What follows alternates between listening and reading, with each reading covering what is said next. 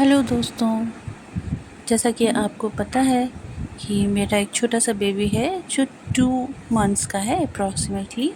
उसे कल लेटेस्ट एक प्रॉब्लम हो गई। उसे प्रॉब्लम कॉन्स्टिपेशन की हो गई। वो एक दिन से उसने पॉटी ही नहीं की। तो फिर मैं डर गई, बहुत डर गई। हम लोग सोचने लगे क्यों नहीं किया उसने पॉटी। हम लोग रेमेडीज़ की ढूंढने लगे, भाई कैसे होगी पॉटी उसको, अगर उसको पॉटी नहीं होगी तो फिर उसे गैस की प्रॉब्लम होगी और वो दूध नहीं पिएगा। चूँकि हमारा न्यूबॉर्न बेबी है तो मैं कुछ ज़्यादा ही टेंशन हो रही थी। तो फिर मेरी मम्मा ने समझाया कि उसे मालिश करो, उसके नाभि के पास थोड़ा हींग और पानी लगाओ और सर्कुलर मोशन में उसका मसाज करो तो वो ठीक हो जाएगा।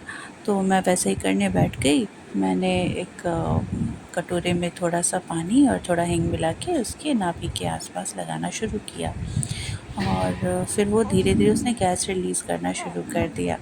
और फिर इस दौरान मैं सोचा कि चलो उसकी मालिश कर देती हूँ। फिर मैं उसकी मालिश करने लगी। मालिश करने जैसा कि आप देख रहे हैं मेरा बच्चा बहुत खुश हो रहा है मालिश करने से। मैं धीरे-धीरे जेंटली उसके मसाज करने लगी। और याद रखिए मसाज सिर्फ़ कोकोनट ऑयल से ही करें। ये सरसों तेल और दूसरे किसी तेल से नहीं।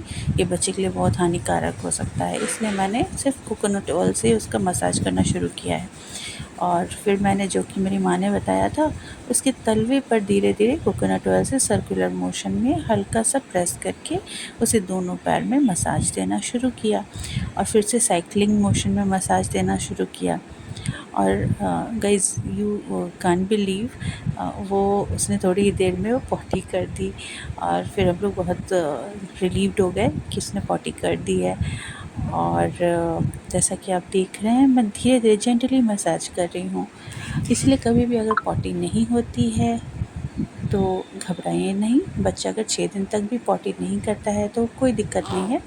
वो एक्चुअली ये जो माँ का दूध होता है वो डाइजेस्टिव होता है, वो उस दूध को वो पचा लेता है और ये 1 मंथ के बाद शुरू होगा।